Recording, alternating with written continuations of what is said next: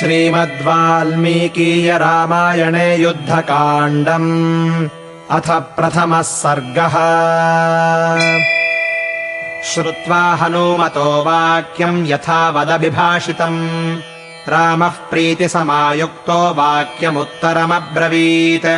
कृतम् हनूमता कार्यम् सुमहद्भुवि दुर्लभम् मनसापि यदन्येन न शक्यम् धरणीतले।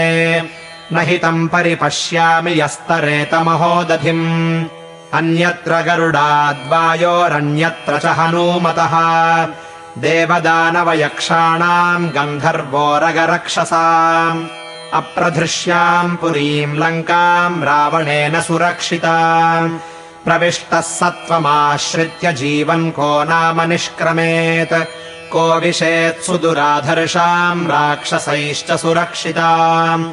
यो वीर्यबलसम्पन्नो न समस्याद्धनूमतः भृत्यकार्यम् हनुमता सुग्रीवस्य कृतम् महत्।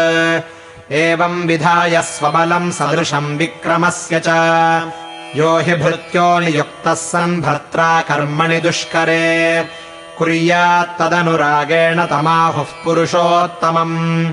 यो नियुक्तः परम् कार्यम् न कुर्यान्नृपतेः प्रियम् भृत्यो युक्तः समर्थश्च तमाहुर्मध्यमम् नरम्।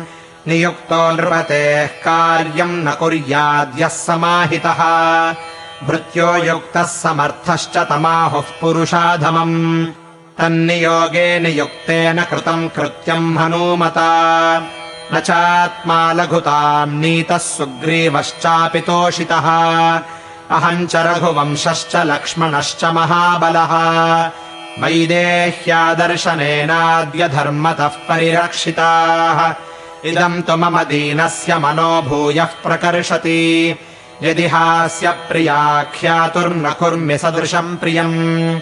एष सर्वस्वभूतस्तु परिष्वङ्गो हनूमतः मया कालमिमम् प्राप्य दत्तस्तस्य महात्मनः। इत्युक्त्वा प्रीतिहृष्टाङ्गो रामस्तम् परिषस्वजे हनूमन्तम् कृतात्मानम् कृतकार्यमुपागतम्। ध्यात्वा पुनरुवाचेदम् वचनम् रघुसत्तमः हरीणामीश्वरस्यापि सुग्रीवस्योपशृण्वतः सर्वथा सुकृतम् तावत् सीतायाः परिमार्गणम्। सागरम् तु समासाद्य पुनर्नष्टम् मनो मम कथम् नाम समुद्रस्य दुष्पारस्य महाम्भसः हरयो दक्षिणम् पारम् गमिष्यन्ति समागताः।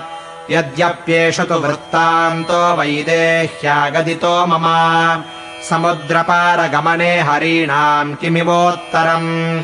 इत्युक्त्वा शोकसम्भ्रान्तो रामः शत्रुनिबर्हणः हनूमन्तम् महाबाहुस्ततो ध्यानमुपागमत्। इत्यार्षे श्रीमद् रामायणे वाल्मीकीये आदिकाव्ये युद्धकाण्डे प्रथमः सर्गः।